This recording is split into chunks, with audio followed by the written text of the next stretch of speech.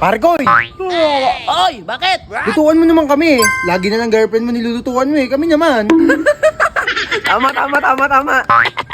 Nagtatampo yarn? O ikaw Android, ano ba gusto mo? Masarsa, masabaw, pritong ulam, ano? Yung masarsa na lang, pare ko. Masarsa! Oy, nga bu, okay ba sa'yo yun?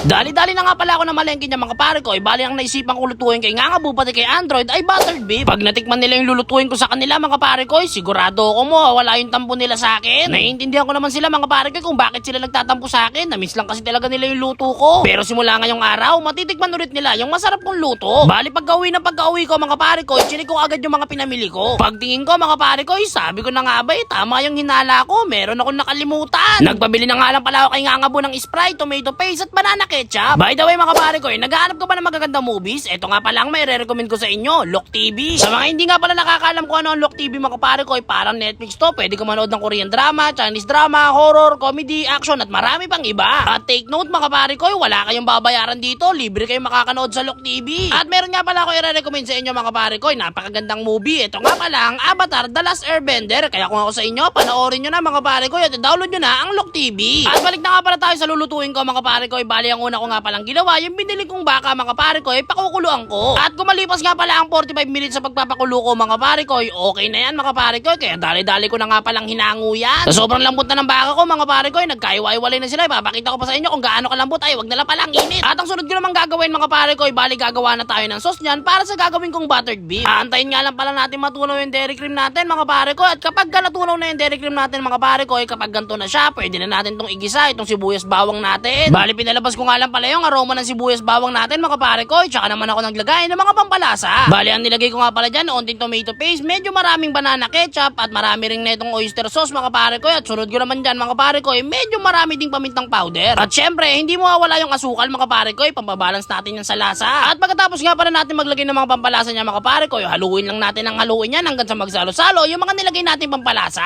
At pagkatapos nga pala natin haluin mga pare ko, naglagay nga pala ako dyan ng Sprite mismo na kalahati at onting tubig. At ganun lang ulit ang gagawin natin mga pare ko, haluin lang natin ang haluin mga pare ko hanggang sa lumapot siya, katulad na lang neto. Okay na nga pala sa akin yung ganyan lapot mga pare ko, kaya agad-agad ko na nga itong nilagay itong mga baka natin. Bali ganun lang ulit yung gagawin natin mga pare ko, haluin lang natin ang haluin mga pare ko hanggang sa dumikit yung sarsa sa baka natin. At kapag dumikit na nga pala yung sarsa natin mga pare ko, pakukuluan lang natin ang saglit yan. At kapag napakuluan na natin mga pare ko, tsaka naman tayo maglalagay ng napakaraming cheese. Damihan talaga natin ang gusto mga pare ko, para talagang masarap yung buttered shrimp natin mga pare ko. Tapos talagyan ko pa ng sili yan sa ibabaw. At syempre tatakpan na nga pala natin yan, antayin lang natin mag-melt ang cheese. Tapos ayan mga pare ko, tapos na agad ang ating buttered beef. Tignan nyo naman kung gaano kasarap yung pagkakadali ko. Ang sarap na ito sa kanin lamig mga pare ko, tignan nyo naman nagmamantika. Kaya syempre mga pare ko, hindi ko na ito patatagalin pa, kaya lalagyan ko na kaagad sila Ngangabu at Android para matikman na nila. Hoy Ngangabu, ito na, pinaglutuan ko na kayo ni Android. Ayan, buttered beef. Uy, salamat pare ko ya. Hoy Android, ito naman yung sayo. Nagtatampo kayo ni Ngangabu Ayan, para hindi kayo nagtatampo. Lulutuan ko naman kayo Uy, grabe talaga unat ang bibig nun.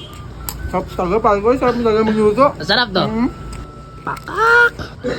Uy! Wow!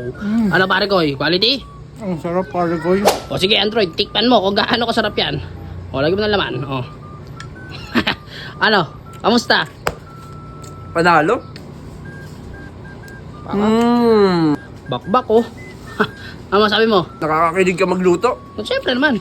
Bakit? Ayoko, tatado. Siyempre mga pare ko, babakbak din ako mga pare ko. Ito nga pala yung niluto kong buttered beef. Ayan mga pare ko, itikman na natin to. Ayan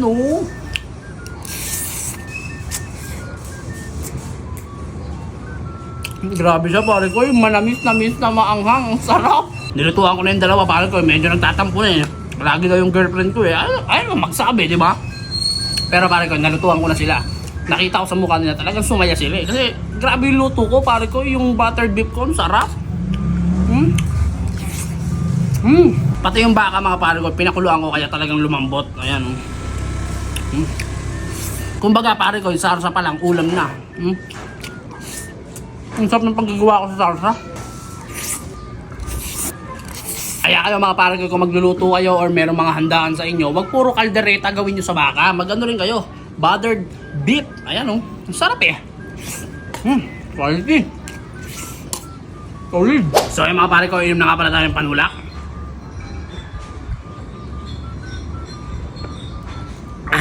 Salamat niya para sa panonood mga kaibigan kong bata o papang